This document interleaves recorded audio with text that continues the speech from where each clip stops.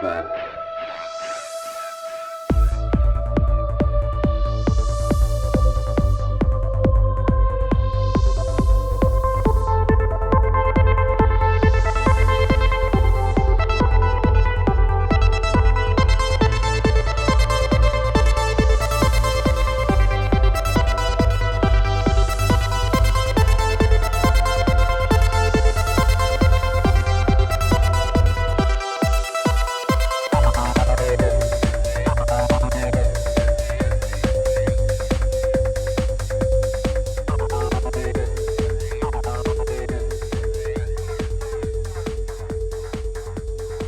What's up? Another episode of Ripple Effect Podcast. I'm your host, Ricardo Devines, also known as Ricky Vance, and a great episode for you today. Today we have Chrissie Mayr. She is the host of Wet Spot on Compound Media, also the Chrissie Mayr podcast, and you can find those shows anywhere you can get podcasts, including YouTube, so Google Play, iTunes, all that stuff. She's a comedian. She's a podcaster. She's super funny. She's super interesting. We had a really personal conversation in regards to some of our upbringing and really getting personal into our relationships with people and so many different things. And it's a nice change because we've been doing a lot of episodes strictly more on current events and censorship and that type of stuff. So I think these type of discussions are also very useful because there's a lot of people who are going through the same internal struggles that we chat about on this show. So I know you guys will really enjoy this conversation and tons of news. So I'm going to try to make this intro fast. Obviously, the usual things. I have a Patreon page. If you can support the show financially, please do. I tried to do this value for value thing. If you get some value out of the show, try to give some value in return, either on Patreon or I have a PayPal account. You can tip the show or rate, review, share the show. All those things help. Value doesn't necessarily have to be financial. But if you do help me on Patreon, if you do support the show on Patreon, I do let you know who I'm booking and all that type of stuff that's in the works. So also tons of stuff with the Union of the Unwanted. Sam kind of announced it on his recent show with Whitney Webb. The Union of the Unwanted is going to become its own show. It's going to become its own thing in regards to having its own RSS feed. It's going to have its own YouTube channel, BitChute channel, Odyssey channel. It's going to have its own accounts. Did I say RSS feed? I probably already said RSS feed. So look out for that. We're going to have a website and all that stuff. So we're in the works. Midnight Mike from the OBDM show, Charlie Robinson from the Macroaggression podcast, and also well known for his books that he's written. And then Sam Tripoli and I have all decided to kind of make it its own thing and give it its own home. And we might still do it open source where we share it on all our platforms and that type of stuff. But that's still kind of being figured out as we kind of take this next step with the show. We think it could be something special, so we're just trying to take advantage of it and giving it a home, giving it its own places. So if you're specifically looking for those shows, you can do that. Also, I just joined Float. I have a personal page, so you can look me up there, Ricky Varandas. My show, the Ripple Effect Podcast, is also now on BitChute, thanks to Matt at Content Safe, which if you listen to the most recent Union of the Unwanted, you'll know all about what he does. And I'm also getting my stuff hopefully very soon on Odyssey or Library, whatever website you use, it'll be there. And it's awesome. I'm so happy to be helping Float and Odyssey. If you go on odyssey.com, it is a awesome, really awesome looking website, easy to use, tons of features. Just it really is a awesome YouTube because you can actually go down some rabbit holes. You can actually search some terms and actually get some interesting results. So I highly recommend you guys checking it out. Once I do have a channel up and going on my YouTube channel, which is RV Theory 6, or you can look up Ricky Varandas or the Ripple Effect Podcast. Any of those things will bring you right to my YouTube channel. I'll put in the show description links to all these other platforms I'm on. Hopefully very soon, if you just search the Ripple Effect Podcast on Odyssey, Float, then you can find me on all these platforms. So I'll have a Float personal page and a Float Ripple Effect Podcast page. I'm glad I can support these up and coming newer platforms. And what else? I feel like I'm forgetting some stuff. I think that might be it. I think this intro has been long enough. Enjoy the show, guys, and I'll see you on the next one. I believe in the Ripple Effect. Thank you for being with me. Oh, thanks for having me. Yeah, I've been, I think last time we've been on a show together was the Union of the Unwanted. And Yeah, I love those shows. we're doing another one tonight if you can join us. Ooh, I do my that's the thing is I do my own show every Monday. And I think I was able to do them over the summer because I was doing my show on a different day, or I was putting it together like in a different way. But because I do it starts at 7:30 in the city. So by the time I get back, it's like maybe 10-ish, but maybe I'll try to get on from my phone or something. Coast From the time? train. Are you in the East Coast? Yes. Yeah, I live in Massachusetts, so yeah, Ooh. we start around 7, but some of these go kind of long. I mean, a couple episodes ago, we went 3 hours, and Wow. it was like 10 o'clock, and my kids they always wait for me for Aw. so which is awesome. But and then sometimes I feel bad, but I don't want to cut it short either if the conversation's flowing or whatnot. I'm always like, well, this is this is important. Let me keep rolling and keep recording. But it does make for by time because I fast during the day and then I eat at night, so I Oh. don't eat until after the show. Really? So Yeah. the first time you eat is at 10 o'clock? Well, it's a matter of whenever I'm done with my day because I always eat and have a glass of wine, and that's my night. Like, so I'm productive all day. I don't do any, I don't eat anything, literally like no calories besides liquid calories, like or not alcohol, no alcohol, just caffeine and like coffee and water basically all day. And I work out Wow. during the day. So like I'll do like a pre-workout stuff, mixture or whatever, just like nitric oxide or whatnot. Cause I go to the gym before work in the morning. So I'm usually like, I need a little bit of caffeine just to like wake me up, because I'm at 5 a.m. or 6 a.m. when you're, Wow. So you do black coffee, you do nothing in your coffee, and no? then you just have like air and fumes until nighttime. Yeah. Well, it sounds crazy, right? I've done a lot of shows on the ketogenic diet. And so I'm sure a lot of people are sick of me talking about it, but there's so many interesting things linked to that topic. Like I've had Jim Abrams on who did Naked Gun and Airplane. He was a filmmaker who did all those hilarious comedies. And he's linked to the diet because he had a son who had these violent seizures and they couldn't figure out what was causing them or couldn't find, well, they knew what was causing it, but they didn't have a solution. So he went to all these doctors. He was a famous, famous person in Hollywood, so he had access to all the best doctors and hospitals, and nobody gave him any solution that wasn't surgery or Whoa. drug. And so after years of this stuff, eventually he found out there's some research at Johns Hopkins that you could actually put your body in ketosis, and your brain can run off ketones as an energy source instead of like glucose, and it would actually resolve this issue. So he ended up putting his son on the ketogenic diet, found out that that's because your body's a hybrid car. It can run off fats or, glucose as the energy source. Most of us, when we're constantly taking in some type of sugar or carbs that turn into sugar, we're sugar burning machines. So most of us, if we go longer than 3-4 hours without eating, we get hungry. Well, if you get your body in ketosis, so that's why it's called fat storage, because you're Yeah. supposed to be storing it for when you need it, for when food wasn't guaranteed for, since the beginning of civilization until recently. So fat storage was for those times where you didn't have food and you would go long periods of time without eating. Then you would start burning that fat storage. Well, we never get to that fat storage because we keep giving ourselves sugar. So it never needs to burn that fat. So the idea of the ketogenic diet, I mean, there's a lot of other health related things that it's really beneficial for, like cognitive function.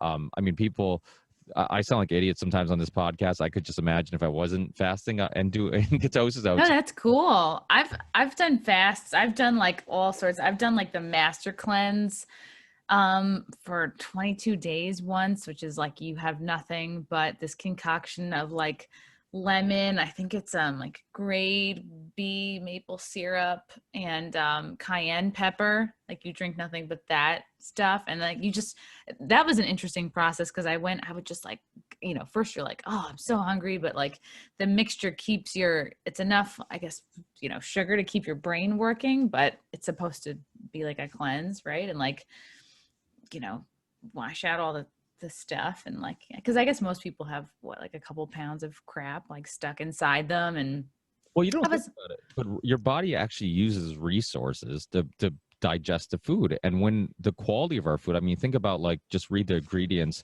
on a side of any snack or whatever you're eating, even if it's a protein bar or whatever, there's tons of ingredients in there. So your body has to process all of that, and that all takes work. And not all those things that your body's processing are good for you. You know, like, I forget who said it, but like, what you're eating is either helping or hurting you, you know? So there's going to be some things that are probably hurting you. Your body takes some resources to process. So when you do a fast, you're literally like giving your digestive system a break, and it's giving time to clear out everything, you know? So there's tons of benefits of it, but I couldn't do it for the longest time because I needed my body to kind of reteach it to burn fats for energy instead of sugar for energy.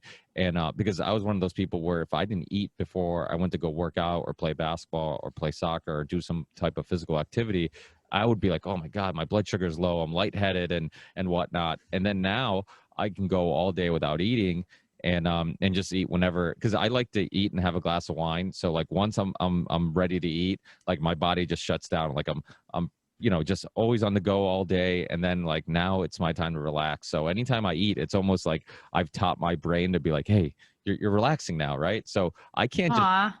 and just go do something after. Most of the time, like if I eat something, it's like I'm ready to just kind of wind down the day. I've put in my, you know, all my work for the day, and now it's time to kind of just you know, relax for a little bit. But we do it also as a method of like my wife and I, that'll be our time to kind of have like a glass of wine, enjoy each other's company. Because, you know, when you have kids or even just living in the East Coast, it's always like go, go, go, go, go, go. You know, I heard you, Oh yeah.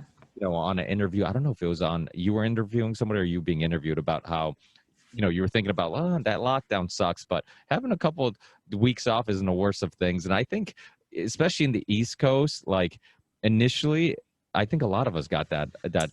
Yeah, that's how they got us. That's how they hoodwinked everybody, because nobody takes vacations. We all work when we're sick. Like, I don't know, almost every boss I've ever had, I've been like afraid to take actual sick days. So when it was March and it was like, oh, we can go home for 2 weeks, I was like, and get paid. I was like, yeah, let's do it. And I think a lot of people felt the same. And Yeah. here we are, no, almost December. Yeah, no, I felt the same way too in regards to, I'm like, okay, even though I think this is all bullshit, at least there's some benefit in possibly spending some more time with your friends and family. And I know so many people who are just like, they just never punch out, you know, on weekends they're working, you know, late during the week. So by the time they get home, they're kissing their kids to sleep and that's it. That's, you know, what they consider quality time, I guess.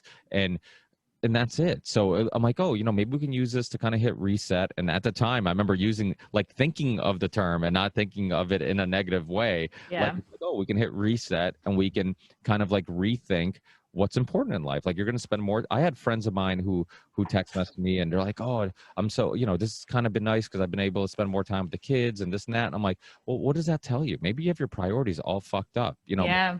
Maybe you shouldn't be spending so much time at work. Maybe you know, maybe it's because at the end of the day, like, kids don't give a shit if you raise them in $1 million house or $100,000 house. Like, they just Nope. around, Yeah. they want attention. They want, you know, just the comfort and somebody to give them a conversation and play with them or whatnot. So we get so caught up in like, oh, I'm doing it for my kids. I'm doing it for my kids. Well, and then you're not a part of their upbringing. And next thing you know, they're fucked up or, you know, if you're not influencing them, somebody is. And if it's not you, it could be a negative influencer. So next thing you know, they're on drugs or depressed or whatnot. And so I think we especially in the East Coast, we have it all wrong. Oh, for sure. Like my dad, like same thing. Like he worked when we were little, he was a landscaper, but then he lucked out and got a Teamster job and he would be working like 14, 16-hour days, like, and kind of happy to do it because like, I don't think he wanted to be really like home raising us or talking to us. And it's like, yeah, but now that we're older, I feel like it's like, yeah, we don't really have a great relationship with you, Dad. You like never really talked to us. You kind of like left it to Mom and now she's gone. And it's like, yeah, you haven't spent any time working on your relationship with the three of us. So it's like, yeah, don't be shocked that we're not like falling all over ourselves to like call and visit all the time. Yeah, that's the kind of the long-term perspective people don't take as parents is like, okay, well, you know, later in life when I want them to be a little closer, are they just going to resent the fact that I wasn't really involved, you know? And this idea that making money for the family is enough It's just like, oh, I'm doing my part. It's like, well, not really, because they've done studies, and I think I said this in the last podcast, so I apologize to anybody who's heard me talk about the study before. But they had like this baby monkey who they took away from its mother for the first time, and Hmm. then they put it in in like a maze where it could go either in one direction. Oh, and they starved it. That's the very important part of the Oh. study that I have to include, because it kind of makes the point. It starved the monkey, and one path in this maze led to food, and one path led to this stuffed animal that looked like its mother, and Oh. it went towards the mother, because that's how important comfort was. It was more important than even what we think is the most necessary thing of food. So that's something that's like so important. Like as parents, it's like, it to me, like we own a small construction company, and so that's what I do, and I've been able to kind of stunt its growth to some extent, because I want to have the freedom of, like, to me, it's like the financial gain's not worth the lack of freedom. Like, I know plenty of people who make, who are, sometimes I look at them, I'm like, fuck, man, like if I was just more motivated, if I was just more focused, if I worked a little longer hours, I could be as successful as them. And then I have to like rethink what I'm thinking. And I'm like, you know what? Success is what? Like money? Like what? Who the fuck cares? They're miserable. They don't see their family. They don't see their friends. Yeah. They don't have any free time for their hobbies. So it's like, we have to really think about what is success, what is progress, what are all these things that we've kind of been brainwashed to believe, like, hey, this is what makes you happy. Then you get there and you're like, wait, I'm not happy. Yeah, that like, and thinking about what was like finding a benefit to the lockdown stuff, which is good. For me, it was like I was just buying way more stuff because I was in the city every day, walking by Sephora, walking by Starbucks, and I just was like, oh, I'm sad today. I'm gonna spend $20 on a new lipstick, and it's just like I'm buying less stuff, and I'm like, oh, I don't need that stuff. Like I don't know, if it feels better to save. And then I'm like, oh wow, maybe I could, like, I don't know, buy a house or something, or like I still sort of consider myself like not old enough to have a house, but it's like, obviously that I'm just stuck in like this like kid mentality. Or is it It's just just not it's as important to you? Because that's yeah. the thing that's really changing too, is back in the day, like when our parents were growing up, like buying a house was like the pinnacle of like, you did it, and now Yeah. some people are like, no, I don't need a fucking house to define me. I don't, like, okay, I don't own a house. Well, I have fucking freedom to move and do stuff. I'm sure you're familiar with Dr. Christopher Ryan, who wrote the book Sex at Dawn. No. Really? What? I had to Well, put it on my reading list. oh, dude, he's been on the Rogan podcast. He's been on a bunch. Oh, He's what from, is it called? so it's Sex at Dawn, and it's if I could probably find it, it's over here. Okay. But it's I'm a huge fan of his. I had him on my podcast a while ago, and he wrote a book also, Civilized to Death. But Sex at Dawn was about the history of monogamy, and really like, is it natural, is it not natural? He always uses the example of, he's like, well, we have teeth, so we're designed obviously to eat meat, but you can choose to be a vegan, but you're designed to eat meat. Same thing, like you can decide to marry one person and stay with them forever. It's not necessarily what our hormones and our bodies naturally designed to do, but you can and he got a lot of shit because everybody's like, oh, you're just justifying being a man slut or whatever, but it really wasn't. It was just like, he's an anthropologist. He goes back in history and kind of looks at our primal ancestors. But that aspect of his second book, the aspect of his second book called Civilized to Death, about like what is progress, and like he says, he looked at the winners, right? So we have this game of life where the winners we look at as the people who have all the financial money, and they have the houses and the luxury stuff and all that stuff. Or And they're like high ranking. Yeah, they're like the then you meet them, politicians, CEOs. yeah, and you meet them and they're miserable. So if the winners of this game are miserable, then shouldn't we rethink the game? Like, it's a rigged game. It's the whole game's bullshit. So we tell you that like this is what brings you happiness, or like this is what progress is, and then we think like, oh, things are getting faster and we got more material things and this and that, but nobody's happier. So it's like, so what the fuck is progress when you meet people in the Amazon, or they study people in the Amazon who have no anxiety or depression, are healthier. I was born in Portugal on a farm. I wasn't there for long, but my parents were raised there, and they were happy. They were more stressed now in America than they are there. And you know, I've had conversations with my parents about this whole idea of like, okay, you come to America to get ahead financially because you think like, oh, this is awesome, it's a land of opportunity. But for that opportunity to get those financial things that you think you want, there's sacrifice, and there's a lack of community, there's a lack of having free time, there's a lack of having just energy to do other things that you enjoy. And the stress puts obviously really harms your health, and it harms your relationship with others, because that stress ends up affecting, you know, your when you hang out with your friends or your significant other or your kids or whatever. So yeah, I mean, I think it almost seems like we've been tricked into believing like this is what you should do, and then you do it and you're like, oh dude, I'm fucking unhappy. But then we tell you know, younger people, hey, stop being lazy, get a job, work more hours. And it's like, wait, now we're telling them to fall for the same shit we fell for.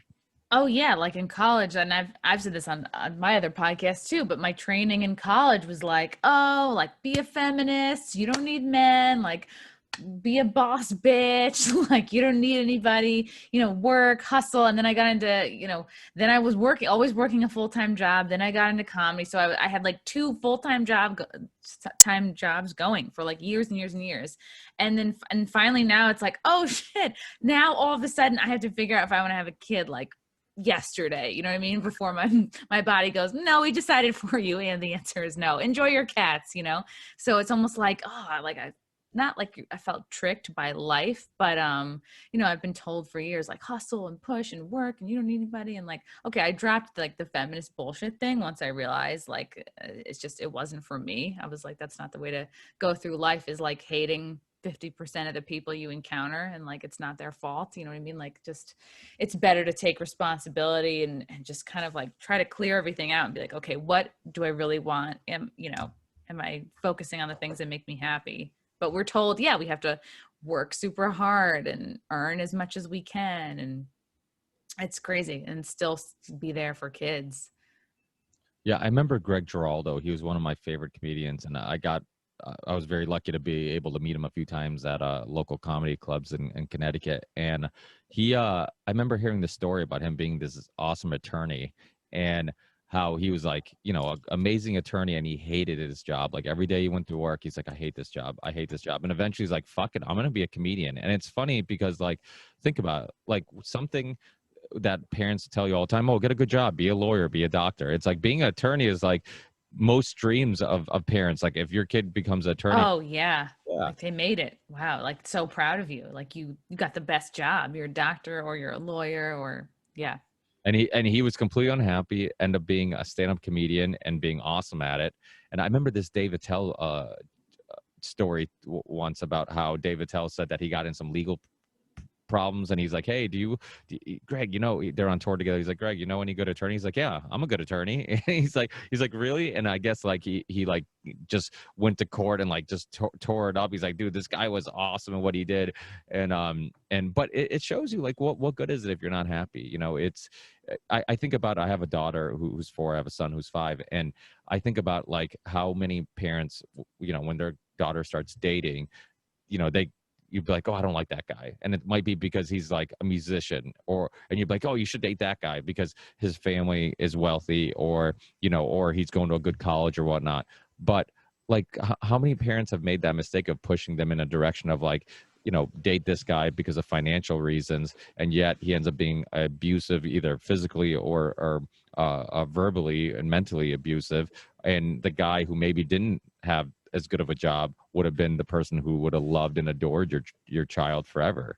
Yeah. Oh, for sure. Like my mom was always, she would joke, but she would be like, tell me all the time, like, you're wasting your best dating years, like my 20s, like doing improv, doing comedy, hanging out with yes, they were the weirdest people for sure. But you know, I was learning how to pass the clap, and she'd be like, you're wasting your life. Like she would laugh. She'd be like, haha, like, and then I would date somebody. She'd be like, can't you just like, isn't it just as easy to fall in love with a rich guy? Like, why can't you date someone who's not a comedian? And I don't know.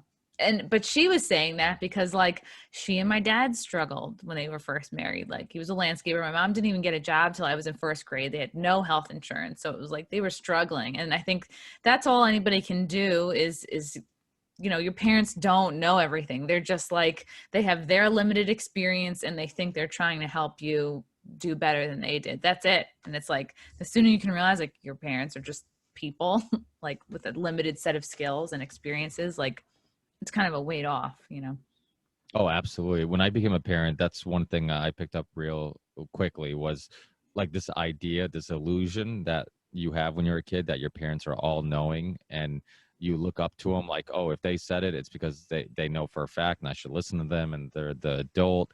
And then you get, you become that parent and you're just like, I'm just making this shit up as I go. I have no idea if the way I'm handling things is going to traumatize them. Yeah.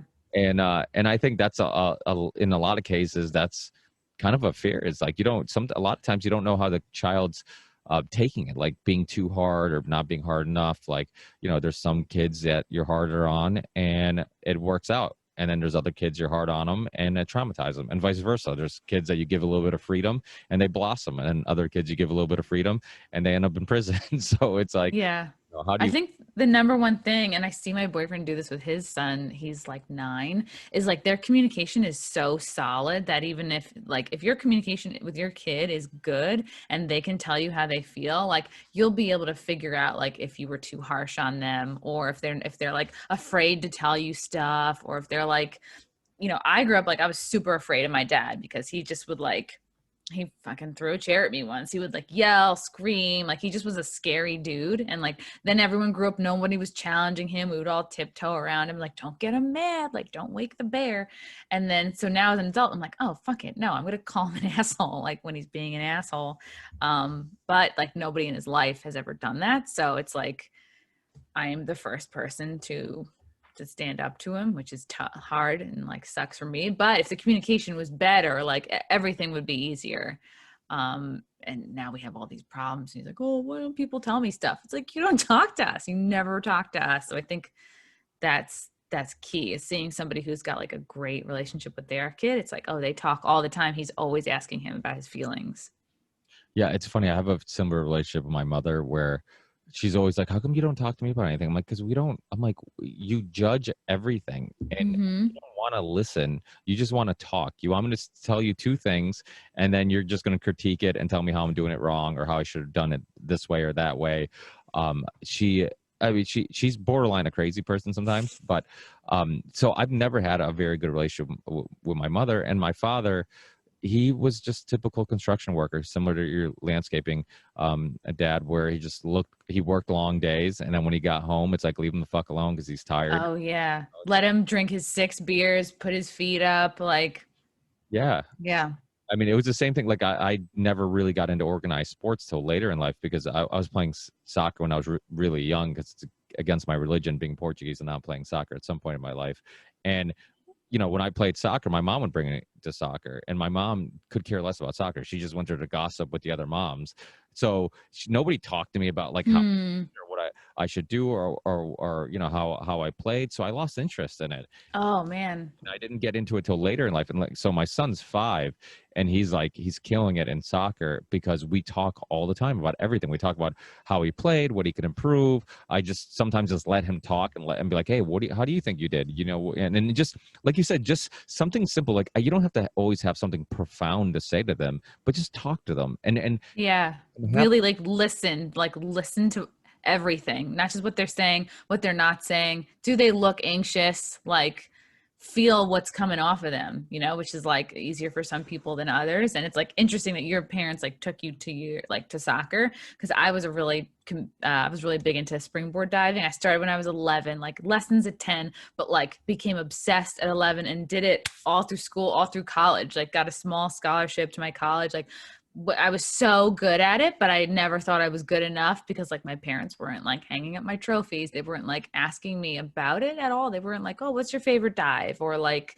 they would just be like, oh, we get kind of scared when your head gets close to the board. I'm like, well, that's how you do it, And then I got this sort of twisted thing where I was like, oh, the better I do in diving, like the more they're going to acknowledge me. And like, I just thought as a way, like the better I did, maybe the more love I would get looking back, now that I have a therapist. It's like, I was trying to get there through accomplishments instead of like being loved for the sake of being loved because you're their kid and you you deserve it or whatever. So I was just like, oh, I have just to be like, I have to be really good. I have to get first every time. And I would get first most of the time, but I still never felt like good enough. Yeah, it's funny how with anybody else in your life, you can look at things logically and really kind of have a grip or some type of control of your emotions. Or if you get out of hand, you can maybe catch yourself next time. But with like really close family, it's so hard to just look at things logically. Like you always go back on that cycle or that routine of like how you interact with one another, how you see one another. It's like it's so hard to like just see my parents as just like, okay, they're just people who apparently don't understand like what I'm doing or how I want to live my life or whatever. Instead, it's like, why don't they like care? Why aren't they proud of me? And if they are, why aren't they telling me they're proud of me? It's like it almost gets to the point where sometimes I feel like you have to catch yourself and be like, listen, I have to look at them like other people, and other people, if they don't give a shit about, you know, what I'm doing, then it doesn't bother me. And I shouldn't let that it bother me just because they're my parents. Like if they don't get it, just come to terms that they don't get it, you know. And it is really hard. I mean, I have relatives, you know, one or two relatives where like every time we talk about anything that is somewhat on a more serious scale, you know, a more serious topic like politics or current events or whatever, many, you know, controversial topics I talk about on the show, you know, vaccines or you know, geopolitics. And it always turns into an argument. Like it always gets personal. And I'm like, fuck. That's how it is with my dad. Yeah. He's not open to hearing like really anything. Yeah. It's wild. Yeah.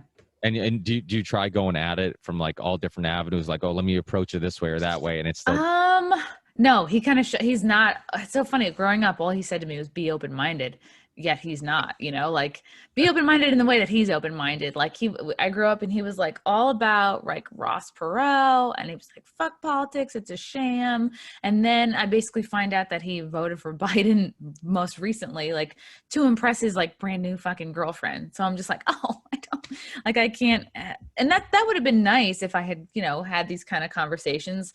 But that's the thing with my boyfriend and his family. They're like awake, right? As we would say, like they're awake. We can talk about vaccines, we can talk about the deep state, we can talk about like the bullshit, all the bullshit aspects of the lockdowns and the, you know, virus and stuff, and how much Cuomo sucks, and like I can't have those kind of conversations like with my dad or like anybody in my family. I think like he just kind of scared everybody. Like when he gets mad, everyone gets scared and like disperses, you know, and we're like, oh, because that's what I learned in therapy. Like, you know, when you're a kid, you have certain coping mechanisms that get you through, because your goal as a kid is survival. Your goal is not to like challenge somebody or like be heard or, you know, have your feelings, you know, taken care of. It's more like, oh, like this person's in charge of my food and my housing. You know, when they get angry, I'm just going to avoid them, I guess. Or I'm going to go like with my mom, we're going to go shopping and we'll see him in a few hours when he calms down.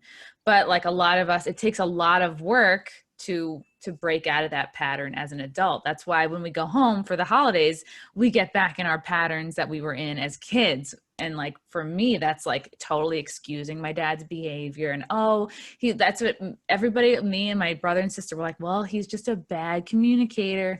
And it's like, no, he's an asshole. Like it finally took like a lot of talks with my boyfriend. He's like, no, it's not. Bad communicating is something else. He's like being an asshole.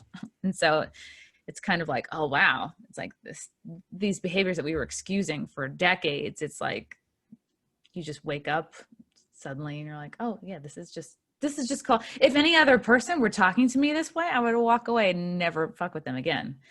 But it's like, you make excuses for people in your family because that's what you have to do to kind of survive. So, but most people aren't really looking at that. You know, a lot of people aren't in therapy. A lot of people are not having, and it takes it's hard conversations. Like I got in a huge blow up with my dad over Thanksgiving, and I left on I stayed the last night in a hotel, like with my boyfriend, and like, you know, my sister's doing her classic middle child routine. She's trying to be peacekeeper. She's trying to get us all together for breakfast. And I'm like, no, he really like, you know, treated me badly, said some shitty things. Like, you know, like to describe it in a short way, like my family dynamic is nobody really talks to the person that they want to talk to. They'll try to talk to somebody else to get information about that person. Like me and my sister were very close growing up. So like my dad, like he goes to me to get information about her, and like vice versa.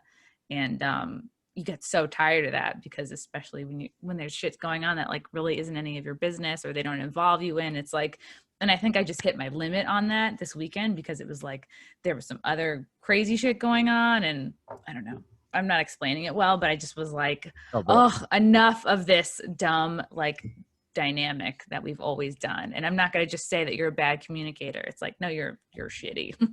Well, that's the thing. Sometimes when you blow up on a family member or, you know, a close relative, it's not over that one thing. Like it's that few. It's so many things. Yeah. For a long time. So it's so small that it's like, okay, anybody else who just did the exact same thing, if it was a complete stranger, I'd have no problem biting my tongue.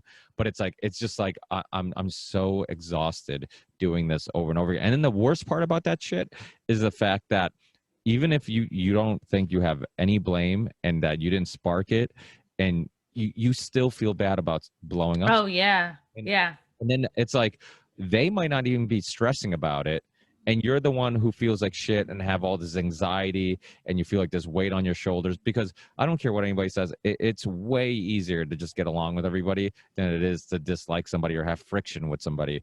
That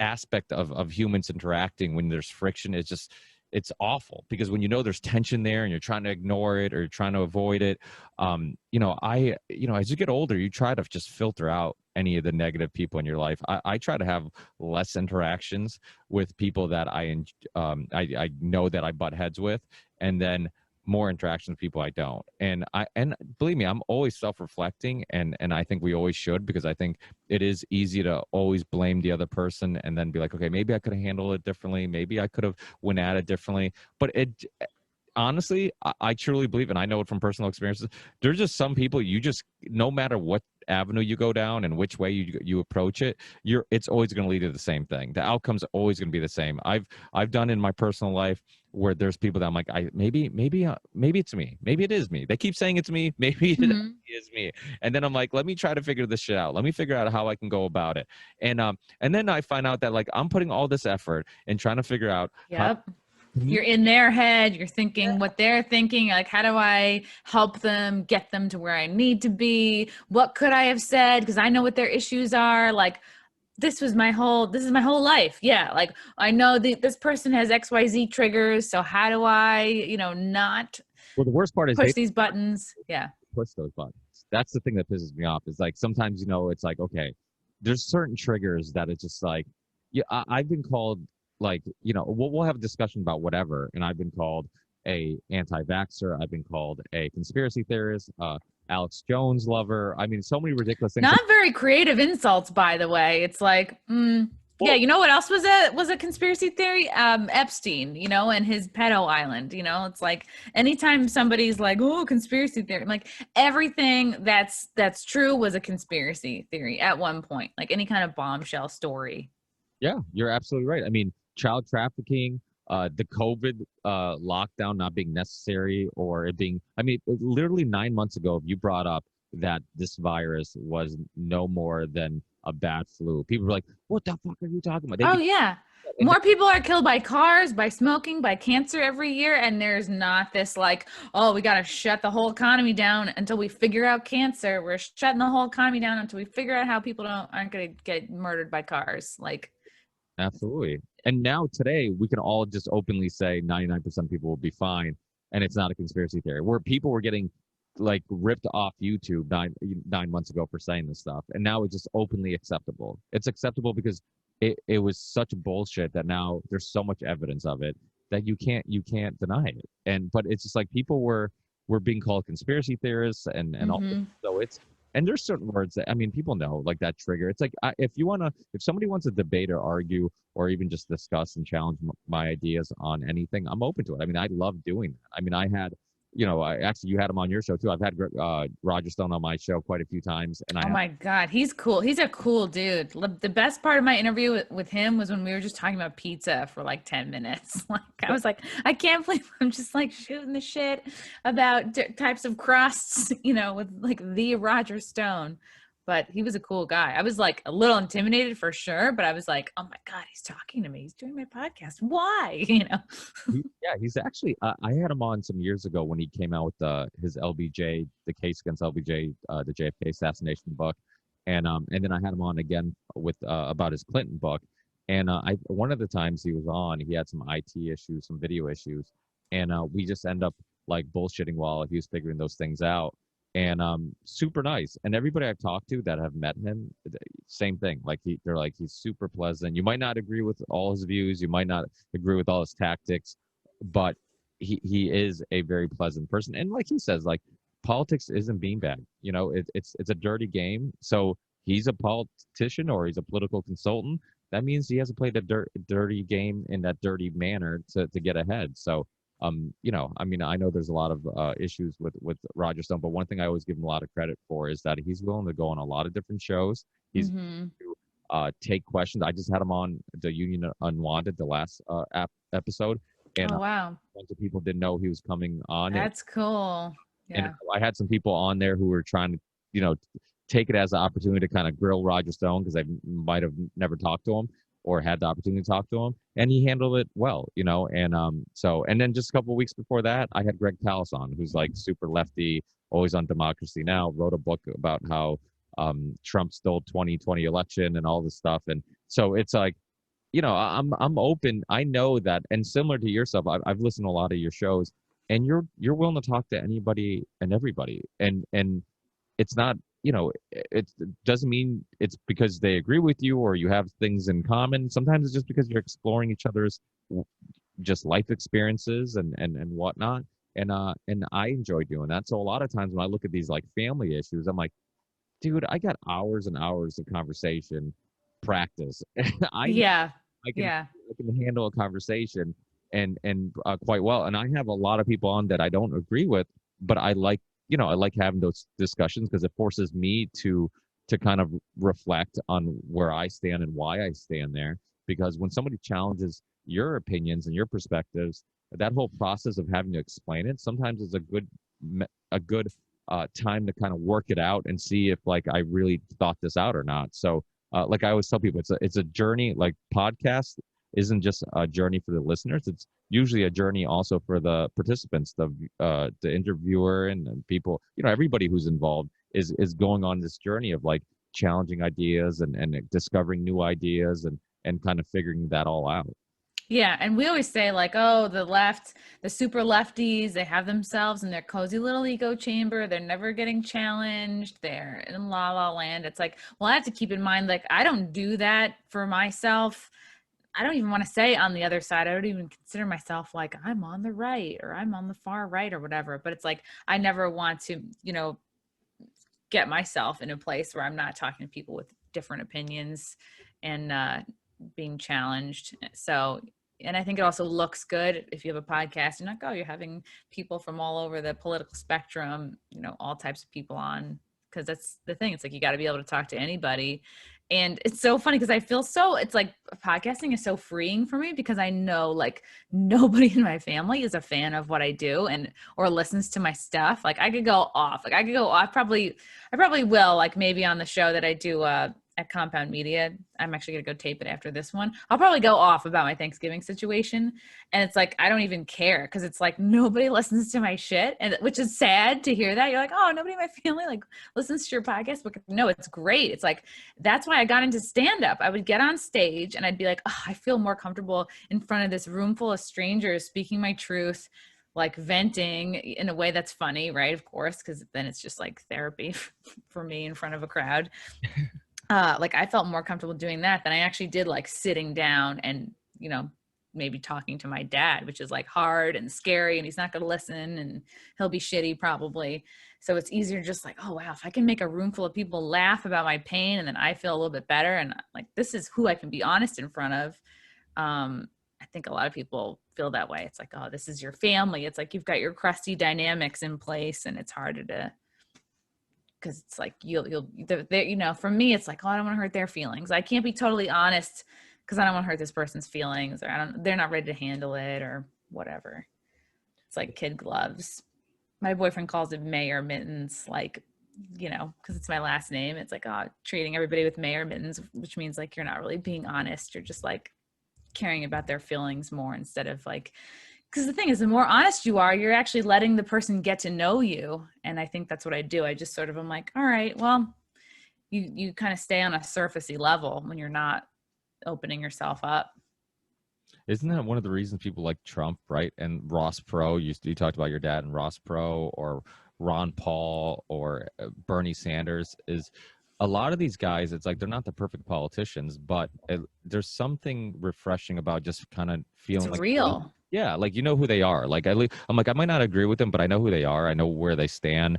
What I see seems to be what I get. So I like that aspect of it. Where too many people are, like, to me, like, I've met some really, really polite people who just seem fake. Like, and it just turns me off. I'm like, I'd rather you have some issues or some, be rough around the edges, but at least I know who you are, than this person who's like this chameleon who kind of blends in everywhere, and whatever group they're in, they're always like, yeah, awesome, Oh yeah, the person who never talks any shit about anybody ever, like never has anything negative to say. It's like I don't trust that person. It's like You're absolutely right. that's why Tina Forte is so popular. Do you know her? She went kind of she had these viral rants over the summer, and she'd be like, "Fuck you, Cuomo, you commie cunt," and she's the one that's like, "Trump 2020, motherfucker." Like, she's got this like shorter, like blonde hair, and she's such a character. And I've actually like become friends with her because we both like, I think she lives in the Bronx or whatever. Then I would see her like at rallies and stuff. Nicest, sweetest girl, but she doesn't give a fuck, and she'll curse. She'll be real. She's like a real like lady from the Bronx, and she like is a huge patriot. She like loves Trump. She loves his country, and like, she has so many fans because she's just so real. Like, there's no, I think like the general public is slowly starting to become like less and less okay with like bullshit and pretense, and looking at like our polished, manicured news reporters like spouting the same bullshit that the other polished, manicured reporters are saying on the other channel. It's like, that's why I like podcasting, like the podcast we do, and like Rogan and Tim Pool. Like, that's why people are going there for their news instead of like this bullshit mainstream media nonsense. It's like, it's not real. And they're bought off, clearly. Like, they're all bought. Yeah, I remember when I started my podcast in 2013 and telling some people about it, and they're like, really? You think just recording a conversation is going to take off? Like, this is something worth doing? I'm like, when you hang out with your friends, sometimes some of the most pleasant part of that night is you guys just getting in deep conversation, and you get something out of it, or that conversation stays with you till the next day or the following day, or you end up bonding over that conversation. Mm-hmm. I'm like, all you're doing is trying to recreate that. You're recording it and you're sharing it. And I think people can gain something from it. And I could kind of foresee how refreshing it is to just hear people actually have honest discussions. Like, just having, when I listen to podcasts, that's what I loved. I'm like, it doesn't sound like they're selling me something. It doesn't sound like they're trying to steer me in one direction or another. It just sounds like people talking. And as silly as that sounds, like with this like basically fabricated reality that we live in, where everybody seems like they're just talking off the cuff, but the truth is like everything's scripted. It's super refreshing when you hear people just chat on a podcast. Oh yeah, and we're not like all filtered up. I don't have dog ears on. It's like the more, I don't know, the more layers of like perfectness or fakeness that like become available, it's more like that the opposite becomes way more desirable. You're like, yeah, let's see people. Not that I have to see somebody at their worst, but yeah, like just their real feelings. And it makes me excited. Like, I love that podcasting is taking off, and you can kind of listen to it absently. The people who like, drive for long hours, or they just listen at work, or it's easier than sitting down and like watching a video. Not everybody can do that, but it's like, oh, while you're cooking, like I know people who will listen to podcasts when they're working out or running, and yeah, it's pretty great. And Yeah. then what's especially great is like if somebody's listening to this and it's like, oh shit, my family's the same way. Nobody talks to the direct person. It's all just like I want to find another word other than circle jerk, but I can't. It's just like everyone, it's like kind of sneaky, and we all in the name of not having confrontation. Like what the, it's Yeah. wild. Yeah, well, that's I think one thing that people like about I'm always super honest on my podcast, and for two reasons. One, I've always been like super open and honest, and I think a little bit was because I used to play music and I used to write music, so I would always like spend all this time writing how I felt and try to like find how I feel and put it into words and then sing it or perform it. And so I feel like I can't turn it off. Like I still just one of those people that I'm constantly trying to figure out where I stand and how I feel about myself or the world around me. And I'm very open to discussing it. And but I also have the benefit of nobody I really that close listens to the show. Like not my in-laws don't listen to the show. My wife doesn't listen to the show. I mean, Great. What a relief, yeah, and but you're right. It really is like initially there's something about support from close friends. Like you could have a billion downloads, but if you don't know who any of them are, it doesn't mean quite as much, or at least initially it doesn't seem like it means quite as much as like a close friend that you really like saying, hey, I've been listening to your show, I'm a huge fan. You're like, oh fuck, really? And Yeah. even though they're just one of many, but there is something about like getting that appreciation from somebody who is close to you that it just, I don't know. I mean, maybe it shouldn't matter that much, but you hear it from people who play in bands, comedians. They're like, oh, I go to my hometown and nobody gives a shit. Then I go play somewhere else and I have all this love. Wow. And it's like, why? What the fuck? It's nuts. Yeah, maybe the people from back home, they see you as how you were, like imprinted in time, how you were in high school. Like if you were cool or not cool, or I don't know. Like let's say you were a loser in high school, but you're crushing it now. It's like, well, the cool people aren't going to come out for that because that like fucks their paradigm up a little bit, So that's why I have like the people that are talking to me now from high school, they're all like the losers. Like I was in the middle. I wasn't cool, but I wasn't like a real loser, like I was just kind of in the middle, but I was friends with everybody. I saw the good in everybody, but I definitely wasn't in like the cool prom limo. But it's like the people who talk to me now, it's like none of the cool kids. It's like all the people who are like, I don't know. That sounds, I don't know. I don't mean for that to sound like superficial. Like I don't care. These people were losers in high school, but it's like, I think the cool people don't want to think that they've been passed. They peaked too early. That's all. Yeah. I say it all the time. I was the same way. I was, I got into, because my parents weren't there to support me in organized sports. So I did the complete opposite. I'm like, fuck organized sports. I ended up playing in a metal band, skateboarding, BMXing. And yeah, I mean, I kind of always felt a little bit like as a outsider a little bit. And then, and then getting into alternative media, you always feel like a little bit of an outsider. You're the guy who's like, oh, here comes a conspiracy theorist, so it is. That's why I think the union of the unwanted. And it's funny because I remember talking to Sam Tripoli just about this like a week or two ago, about how I think that name has really connected with people, because a lot of people in our world kind of feel like that. They felt like the unwanted, and it's beautiful that we've created like a community where, like, are you in the Telegram? You got to get into Telegram. No, I need to be in the Telegram. We're in. I'll send you the link. We're in the Telegram. I think maybe since your last appearance, we just started it after that. But we had this idea of, hey, start a Telegram. I'm like, everybody who participates after they're on and I send them the video and audio links, I'll send them the Telegram link, and we'll start like this little community. And it's cool just to see people connect on there. Like people need advice or help with something, and somebody will help them out, or just see a lot of people who also do podcasts connecting with one another after the show. So it's create like this community of the unwanted. So it just really has become this awesome thing where it's more than just a podcast. It's a community. And like I said, for some reason, when you talk about musicians, podcasters, comics, people in the alternative media community, like many of us have maybe very different backgrounds and upbringings, but one thing that we kind of all have in common is at some point in our lives we've kind of felt like the unwanted, the outsider. Yeah, and everyone also has in common like either wanting to find the truth or seek the truth or speak the truth. I think that's also an important tie that we all have. Like, no, we're not trying to bullshit each other. It's like, oh, let's share what information we have. It's not like, oh, I don't want to traumatize you because like you're a family member or a close friend and you can't handle hearing about pedophilia. I don't know. Oh, I know. I remember when you were sharing those. It's funny because I get so pissed because it's like when people talk about like, oh well, Trump's tweets, this is why they're censoring it, or this article because they're censoring.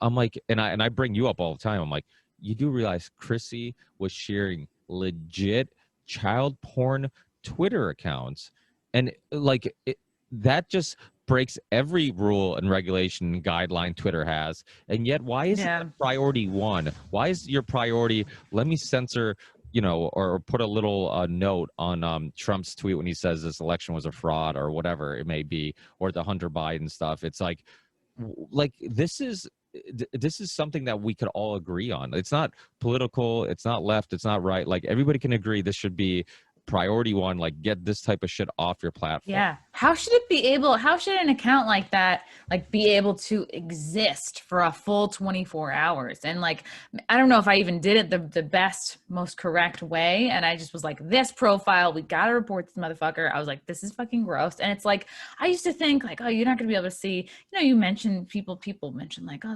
there's child porn out there on the internet, and you figure, okay, it's in the deep dark web. Where is that? I don't know what that is. I just know I've heard of it. And then somebody tagged me on like some account on Twitter. I'm like, oh my God, not only is it not in the deep dark web, it's on Twitter. It's in my pocket. It's like, it's right here. I'm looking at it. And it's like, of course I didn't want to see what I was seeing. And it was like really disturbing. And I was like, yeah, that's a young person. That is a young girl. Like this is, but then there's a part of me that's like, almost like if you're like a nurse or a doctor or a lifeguard and you're like, somebody's in trouble. It's almost like, yeah, well, not everyone's great at seeing blood, but you still have to stitch it up. It was that feeling. I was like, I hate that I'm seeing this and that other people are seeing this, but like, we got to get in there and like dig it out. It's like, that's not going to happen by ignoring it. And some people be like, oh, how dare you like post and share this? It's like, I'm not trying to share the thing. I'm trying to be like, this is a dude who's like creating and sharing this shit. And this shouldn't exist on Twitter. Like I don't know. And then I ended up getting suspended and I'm like, all right, fuck, fine. I mean, can't Twitter tell the difference between like me and somebody who's making it and sharing it? But I give you a lot of props for doing what you're doing because of all the backlash of like how people might take it or whatnot, what you're doing. Because the thing is, like you said, we all talk about it, but a lot of people think it's like a unicorn. Like, oh yeah, unicorns exist somewhere, maybe. It's like, no, this really does exist, and here's the proof. And unfortunately, you're gonna have to share it to expose it. So like, yeah. And I did the same thing. When you shared it, I clicked on it because I'm like, I want to know if this really is like, is this really what I think it is? So yeah, it was the same thing. It's like, well, you're like, whoa, yeah. I'm glad I see how big of an issue this is. Like that these accounts aren't just made up. Like people would say like, oh, there's child porn or whatever on Twitter, and you're like, yeah, maybe, probably like you said, maybe it takes some like IT guy with some really creative search tactics to get to it. And no, it's like, oh no, it's just here. Anybody can just click on it. Yeah, you're one tag away. You're one @ away from being like, oh God, Yeah, and that's bullshit that you got suspended for sharing that. It's like you weren't sharing. Wait, why were you suspended? Weren't those accounts still up even after you were suspended? Oh yeah, the one that I was pushing really hard got taken down, but then in the meantime, people had sent me. It's weird because the screen names or like the account handles were like off by just a few, digits, and not digits, or like numbers or letters. So I was like, oh, a lot of these screen names are. I can't believe I'm still saying screen name. That's like an AOL programming, but like the handles are like kind of similar. And like I would try to like, I wasn't like retweeting the image or the video, but I would copy the person's profile. And I'd be like, we have to report this person's profile. I'm like, if you want to go in and report specific tweets, like, okay, like, cause I was doing that too. It's like a combination of both.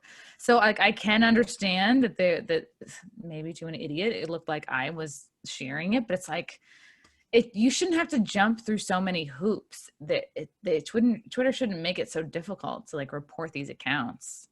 It's like, it's clearly not a priority. So, well, that's what's bothersome is the fact that they're spending so much time filtering out political bullshit and whatnot, and they picked a team. Like, they care much more about affecting people's political ideas and perspectives than they care about getting child porn off Twitter. Are you on any the alternatives? Are you on like Parlor or Flow? Yeah, I'm on Parlor. I'm like looking into like I just signed up for Rumble, so I'm gonna be putting that's gonna be basically like the new answer to YouTube is Rumble, and I think you can make money off your videos on Rumble as well. But I need to like put my stuff on there. We have, so tonight's show is what we're doing is we're actually attempting. I was actually in the process of sending some more emails too this afternoon of gathering some people from alternative platforms. Like we got Rockfin joining us today, Float. I'm still working on BitChute. I'm almost 99% positive somebody from BitChute will join us tonight, and then Content Safe and all these alternatives to like these big platforms. Content Safe's really cool because they the guy who created it is we have a mutual friend, Richard Grove from Tragedy and Hope, who has been around in the alternative media community forever, and me and him have gotten close throughout the years. But I asked him about it because I'm like, hey, you seem to be using Content Save. What the hell's going on? He's like, oh, he's a friend of mine. He's like, I'll hook you up. And what he does is awesome. So he's actually a huge fan. His name's Matt Raymore, I believe. He's a huge fan of alternative media. Has been a huge fan of podcasts and documentaries and all this stuff. And but he's a super like IT guy, engineering, software engineering, all this stuff, algorithms. He understands all this shit. It goes way over my head. Sometimes I'm like, oh yeah, I'm like, you're speaking another language. I have no idea what you just said. But he created a software, a way of, so you would upload, and he's working with me now.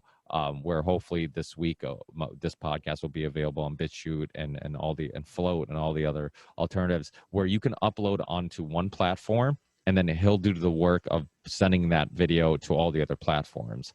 So basically similar to your podcast, how like you upload your podcast and then it basically, because you have a RSS feed, it'll be on Spotify, it'll be on iTunes, it'll be on all the podcast apps, and you only have to upload it once. Well, what sucks about video is you can't do that. You have to upload it to all these platforms, which is a fucking pain in the ass and time consuming. So what he actually has done is kind of create a method of kind of doing a similar thing that you do with your audio, upload it to one spot, and then it goes to all the other platforms. So it's a great idea.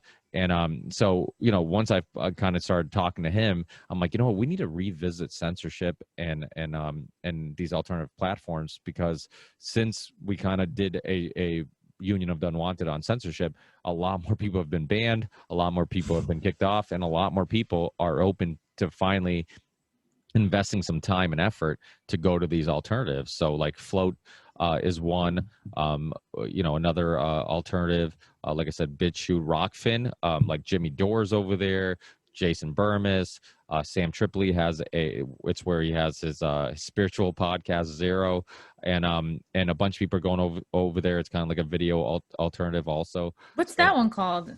It's called Rockfin. Rockfin? Yeah, ROKFIN.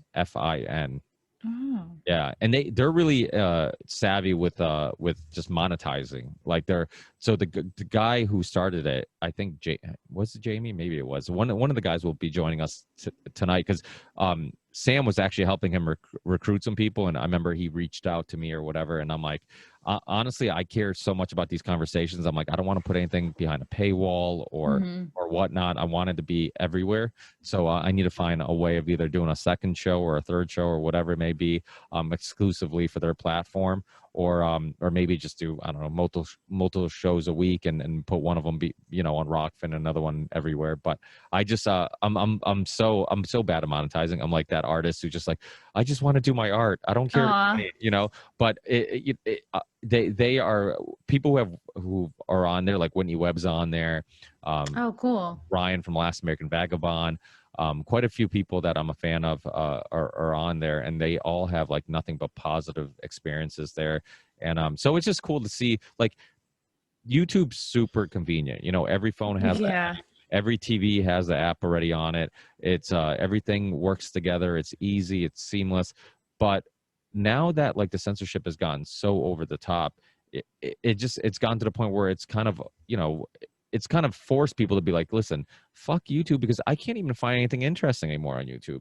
It's like, I mean, I don't know how you're still on there and I'm still on there and James Corbett is still on there. I tell James, I'm like, well, James, how the fuck are you still on there? How, I mean, especially James, because he has a huge following. But it's weird, like the people that they've picked to really completely ban. It seems like it's a lot of people who maybe sway one way or another, like in regards to they have a team, like somebody like yourself or myself or even James, like we don't like anybody, like we don't like any of the political options, like they're all crooks. Yeah. So it's almost like, oh, they're safe because they're not gonna, we're on the team left and they're not gonna push for the team right because they're kind of down the middle. So I don't know if that has something to do with it or whatnot, but it is kind of weird. Like Red Pill 78, Zach from Red Pill 78 got kicked off completely, and a bunch of other. Well, yeah, with a name like Red Pill, I think like, and that's the thing, I've gone back and forth, like, fuck YouTube, fuck Twitter, fuck all the mainstream social medias. We got to find our own. But then it's like, all right. And then I'm like, well, no, I have like 22,000 followers on Twitter still. I'm still there. So it's like, not that I have to be a cop out, but it's like, all right, I have to talk in code in the ways I can, like for YouTube, for Twitter, like, not that you're watering yourself down, but like stay on as long as you can, get people hooked on you, and then they'll follow you to whatever app, whatever place you go.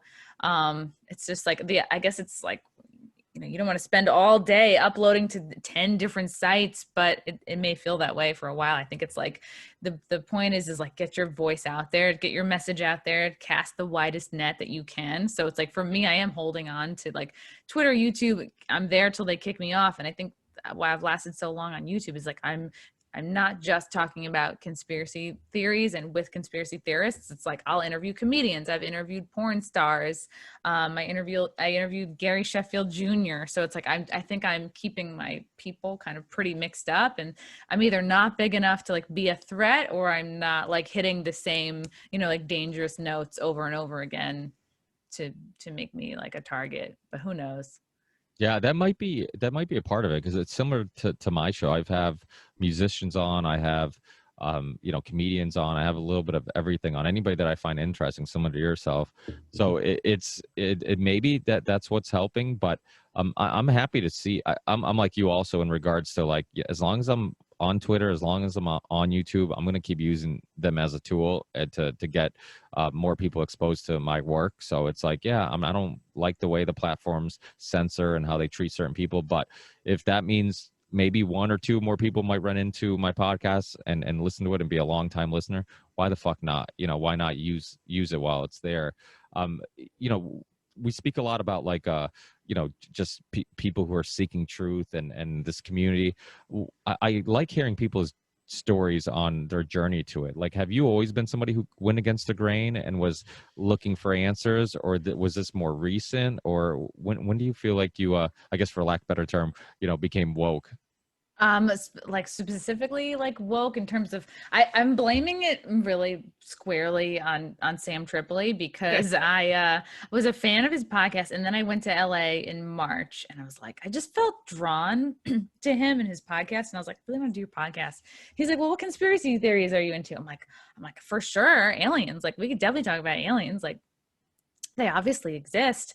And but I was definitely like a newbie, and then just being on the show and meeting this other guy off the grid, Ryan, who I've now had on my show a few different times, and just the open-mindedness of it all, and something about hearing Tripoli talk about like Tom Hanks, I was like, oh my god, like, yeah, he is like Mr. America's sweetheart dad or whatever. I'm like, he's just too clean that you don't trust it. And then just more and more, and then I after I went back home after that LA trip, I just got into a few like 3 a.m., 4 a.m. rabbit holes. I watched the Fall Cabal series. I watched Out of Shadows, and I just was like, oh shit. Then like, red pilled my boyfriend, and then he would like red pill me back with something else. And then just like, and even once in a while, still I'll have sporadically like a really late night of watching like 3-hour videos and stuff. But I'd rather know. It's like, unfortunately, it's like the child porn thing. It's like, I'd rather know than not know. And at least when you know, you can begin to help to bring about change. Even if I'm not like physically going out and doing anything. It's like you're spreading the word. You're at least helping people to like wake up a little bit. And then I just started following the money on a lot of different things and figuring out like how, I guess kind of government really works and interconnectedness internationally. And, like people have sent me these big, it's not for a beginner, but like, you've seen the big chart of like everything from like the banking families to the Jesuits to, there's super comprehensive linking all of it together. And I think I just finally am starting to get on board with this lizard people thing. Like that was one at the beginning where I was like, huh, what? But now I'm just like, you know what? Like if this is true, what else is true? Like it's better to like stay open and not that you're like, dumb for believing and looking into conspiracy theories. I think it's the opposite. It's like, it's good mental training to keep an open mind and being like, all right, what if, I think it's teaching people to read for themselves, and it sucks. And that's the same thing. Like nobody wants to be watching 10 different news channels to get the deal on one story. And that's unfortunately what like the mainstream media is forcing a lot of us to do, is to like, but then you see like Newsmax and OAN kind of gaining popularity. So there's always going to be a large group of people who don't want to do their own research, and because that takes time and, it takes away from like Netflix and chilling. So yeah, I blame Sam Tripoli and then it just, I was like the rock at the top of the cliff and he just was like, bing. And then you couldn't stop it after there. You just keep like learning and reading stuff and watching videos and you're like, oh shit.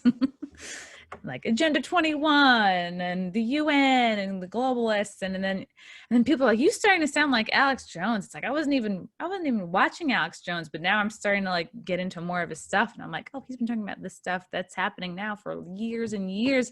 I can't imagine how these people feel that have been talking about this stuff for like 10 plus years and now it's all happening. And I'm like I'm new to the scene. Like not even a year have I been into it. So I can't imagine the frustration of people that are like, yeah, we've been trying to tell you. Yeah, well, it definitely feels like that. One thing you do learn, like you said, you don't dismiss anything that sounds too crazy to believe, because you do a little bit of research and you find out like, okay, there's some truth here. There's some reason to believe that there could be something here. And it's yeah, I mean, some of these OGs who've been around forever, Alex Jones, I mean, he was at the Waco. He was protesting at Waco. I mean, he was 9/11 Road to Tyranny was one of those films that really red pilled a lot of people. Jason Burmis, he was a part of the Loose Change documentary that red pilled a lot of people. I remember even the Zeitgeist movie back in the day, Peter Joseph's Zeitgeist movie, especially his first one that kind of shows you all the false flags throughout history. And then the second one that kind of explains to you how the whole banking system, how banks just create money out of nowhere and how it's all just a big scam. Like all the stuff, I mean, just it constantly, like throughout the generations, there's always like a movie that kind of changes people's perspectives and hopefully red pills a huge portion of the population. I was hoping Jeffrey Epstein's that story was going to be the red pill for a big portion of the population, but or maybe this COVID thing. But it always amazes me how like you're like, okay, all these things you said I was wrong about, or you said was too crazy to be real. Now that it seems pretty obvious that these things were going on, why the fuck don't you believe me when I tell you the next thing? It's like it almost has to be public, and like you need to hear it from the guy on TV to acknowledge that there's something there, that maybe I'm not a crazy person. Well, I think because people don't want to believe that, especially when it comes to like pedophilia and Epstein and the island and like people just selling off their daughters for the summer or whatever or forever. It's like painful to learn these truths. You're like, oh wow, like, but I mean, we all know that there's like, and I think it's the people who don't confront their own darkness who have a hard time confronting like the darkness in other people and in the world in general. So it's like it's people who just pretend everything's okay, and it's like that's why people who are creative, like musicians like yourself, or like comics or authors or poets, like you're already in touch with your own darkness. So it's like you're just open, and I think you see more and you feel more than the folks that are like maybe less creative and like they're just looking out of a smaller hole. Yeah, that's something I think you do see a lot with artists is that you are in touch with I mean, you just spend time self-reflecting and thinking about things much longer than the average person. I mean, the average person can get really caught up, and this is probably going back to where we started about our parents. I mean, how much of who they are is because they get so caught up with just working and being, busy, that they never even have time to like hit the brakes and self-reflect and think about how they handled something, or how they should have handled something, or how they're treating somebody. It's not even something you even have time for, which I think is super important. I mean, it's funny how like technology in the beginning of civilizations were like, you create better tools so you spend less time hunting, you create better transportation so you can get to your destination quicker. And then so you figured like, oh, okay, as technology advances, we should have more leisure time, more time to ponder and think and do our hobbies. And it's like, no, all we do is just find more, more reasons to work more, and be brainwashed by materialism. And I think that's kind of some of the issues with some people, is that some people who have either they don't pick up on social cues, or they're rude, or they're unhappy. I think it's because they haven't had enough time, like either meditating or doing psychedelics, or just doing a hobby they enjoy, or reading poetry, writing, whatever it may be. I mean, there's so many weird things, like one technique that people say to avoid text message confrontations is write out the text message that you want to send, and then just delete it, and don't ever send it, but write it out. And there's something about just writing it out that alone will feel like you're getting it off your chest. You talked about when you're a comic, like you feel like, okay, I can go on stage and I can get a bunch of shit off my chest. I can just tell you how I feel about stuff. And I'm sure there's a sense of like feeling better, because sometimes you really do just need somebody to listen. And so you can just like, I need to say this to somebody, I need to verbalize it, I need to talk about it, I just need to say it. And I found when I was writing, it would help. I would write it out, and it would almost be a good alternative to verbally talking, saying it, and text messaging. So that I've actually done that technique where I'm like, I'm rip shit at the moment, I feel like writing this and responding in this manner, I'll write it out, then I'll delete it, and I'm like, you know what, I feel better, and I'm glad I didn't send it. So Yeah. I think there's a lot we can learn from writers and comics and artists. I used to be afraid to, when I was like younger, to like, and I think I still, as an adult, like afraid to keep an actual daily journal. Cause I'm like, but what if someone reads this? Like, what if my mom finds it? What if my boyfriend finds it? Like, what if somebody really knows how I really feel? Like, how scary is that, And I was thinking, like, while you're talking about why the Epstein thing didn't red pill more people, because even look at the documentary that Netflix put out. It was like, some people are like, oh, wow, they're really outing stuff. And it's like, they're really not, They talked about the victims, but they didn't talk about the systems which enabled this to go on for so long. I don't think they talked about the involvement of the Clintons. Alan Dershowitz looked like a real douchebag, and I feel like he's trying to maybe kiss ass out of it, because I don't know. I feel like he got into some hot water with that. Well, he's the only person who's on the island and apparently didn't see anybody young there. Like, are you serious? Yeah. That's why I was so disappointed on the Robert Kennedy Jr. Vaccine debate. I'm like, really, this is the person who's representing the vaccine, the other side of the argument. I'm like, he's not a doctor, and he's a creep. So it's like, nobody's going to take him seriously. So it's like, if Robert Kennedy Jr. actually, had a debate with somebody that people respected and liked, it'd be slightly different. So I think it kind of didn't get the attention that it deserved. But that documentary, you're absolutely right. I mean, one thing that people like, there's so many people who are like, oh, did you see it? Did you see it? I'm like, yeah. And I'm like, I'm not saying that it wasn't well done. Like, yeah, you want to, these victims, it's important to see what they went through and how emotionally it affected them. But it was a great way of getting tons of money for a documentary, without really exposing any of the other people that it's, that the elite that are linked to these crimes. Yeah, and the actual names named. yeah, I mean, you talked about Tom Hanks. I mean, there's an old video of him. I remember seeing it like a month or so ago of him. I don't know if he was talking about Weinstein or if he was talking about Cosby or somebody, but he was being asked about like, oh, did everybody in Hollywood know this was going on? And they're like, yeah. He's just like, yeah. he's like, but we kind of just, we don't get involved, or however he kind of tiptoed around the question. But I'm just like, listen, if I see a murder and I'm there, even though I don't murder the person and I do nothing, just because I'm Yeah. there, if I don't say something, I go to prison. I'm like, so It's also a really easy out. Like if you're involved with it, it's easy for you to be like, yeah, we all know, we all just don't say anything. Isn't that also a perfect thing to say if you're totally fucking with it? Like if you are guilty as hell, it's like, oh yeah, it's an open secret. No one just says anything. That way there's no discernment between like levels of involvement. If it's all just so vague and everybody knows, then everyone can hide. yeah, it's anytime I see a documentary up on Netflix, and I'm like, oh, Epstein documentary on Netflix, I'm like, this isn't gonna go that deep. I'm like, Yeah. I mean, I was kind of surprised that they did one and they put it at all on Netflix, but they know the average person is just gonna watch it and then they're just gonna move on with their lives. They're not gonna research it and see who else he's linked to, or see, they're not gonna Right. go into Whitney Webb's research and really go deep.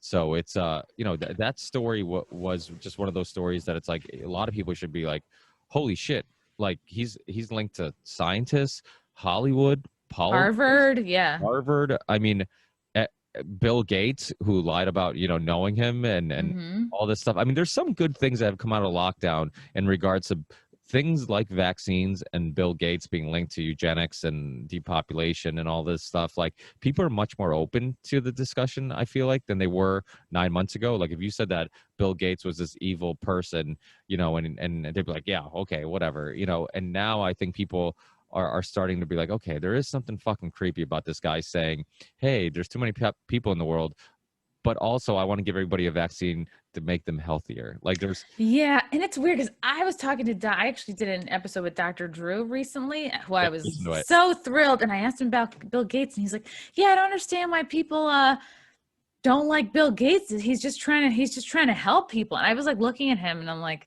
I wasn't looking to like really tear Dr. You know what I mean? Like at the end of the day, I'm not going to convince Dr. Drew that Bill Gates is evil during a Zoom interview.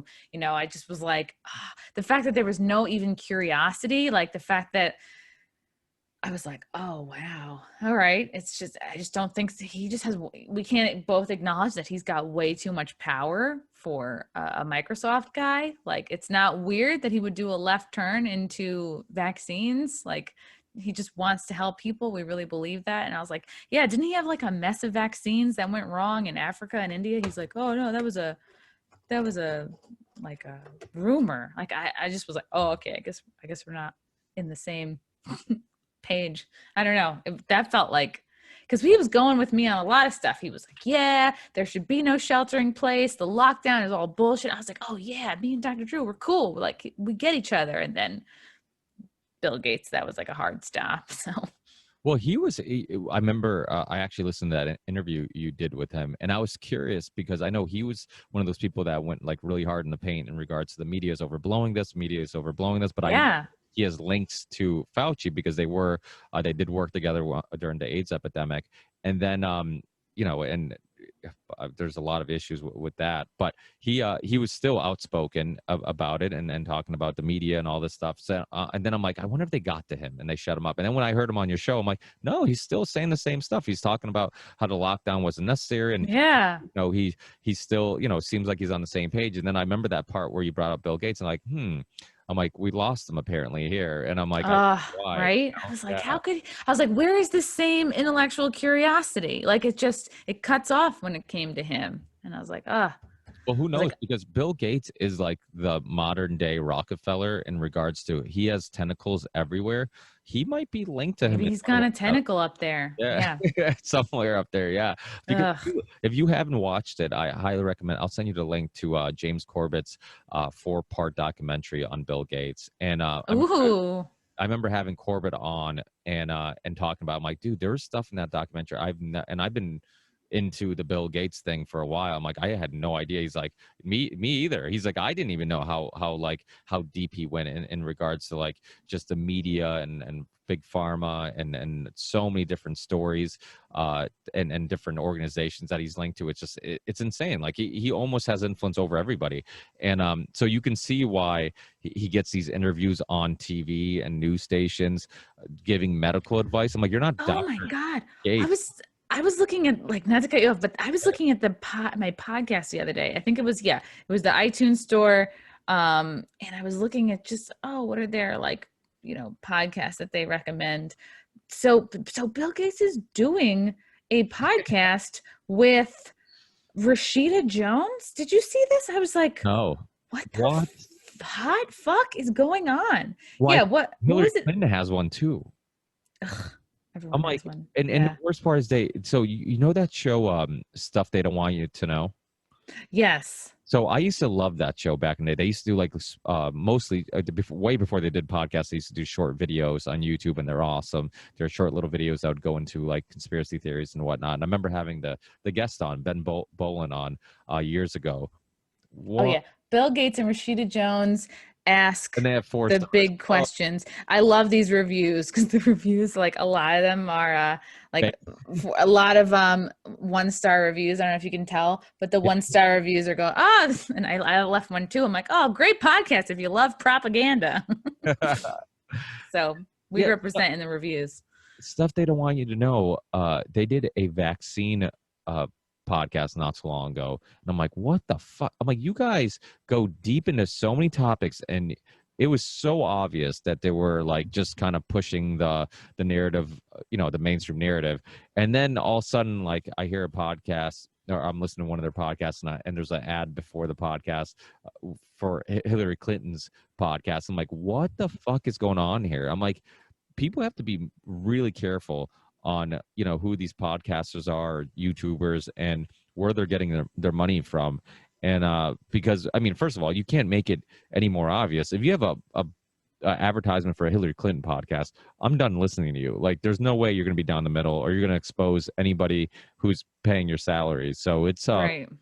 There's been quite a few podcasts that I liked that once they got into the vaccine conversation, I'm like, oh, they're not being honest there.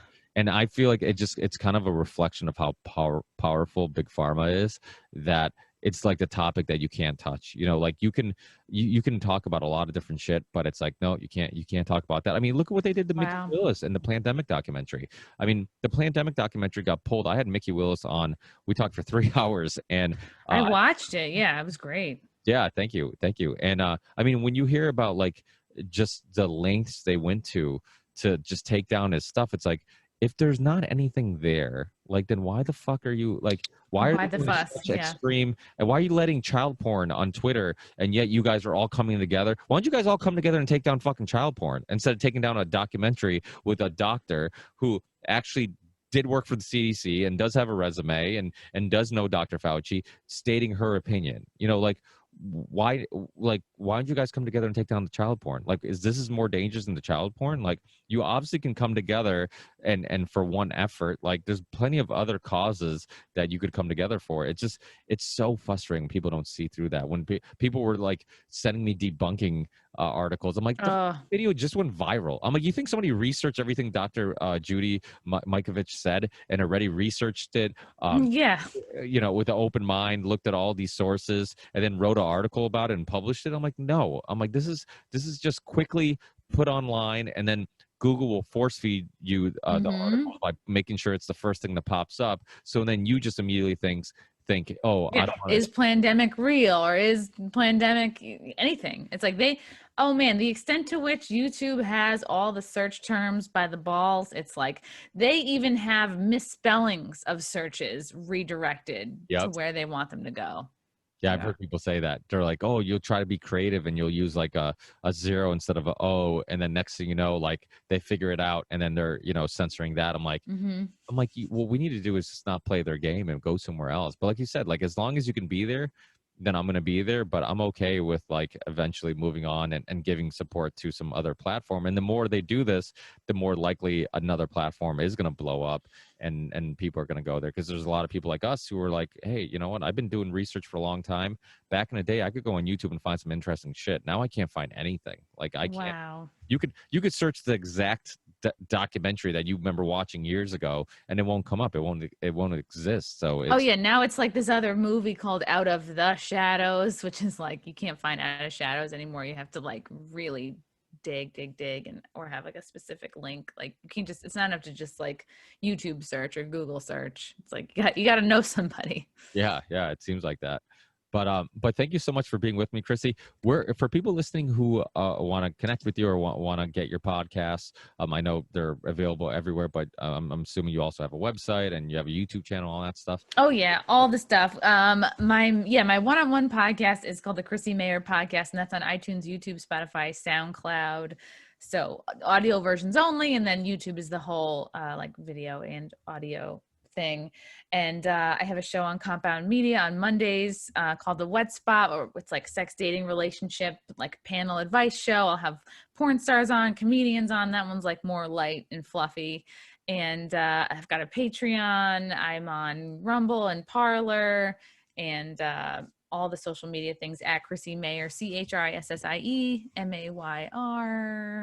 Yeah, I think that's it. And then my website is chrissiemayr.com, you know, where I used to have stand-up shows and things like that.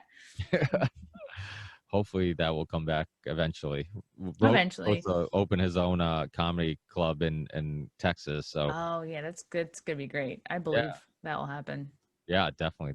So I mean, we definitely need a laugh. I mean, that's one thing I think we all love about comedy is no matter how bad of a day you had, you go to a show, you laugh, everybody's kind of, you know, and it doesn't, nobody cares like if the political joke is making fun of you or not. Like it just, people can kind of. Well, you know why the comedy clubs are shut down right now? Like think about any great period in human history, like the Renaissance or the Enlightenment. Like a lot of these ideas and movements were formed like in coffee houses, in groups where people would gather. And that is why the comedy clubs are on the absolute lowest priority list. Like we're down there with strip clubs, you know, the places that make you the most happy, because they don't want, I think, a transference of ideas. It's like You're absolutely it's right. real life censorship. It's like you can't go and hear people speak freely and like, oh wow, you know, maybe he's right. Yeah, I mean, like we laughed, but there was something to that, you know. So Well, same thing with the pubs. I mean, you look at you know, pubs. People used to go to pubs and debate with one another, and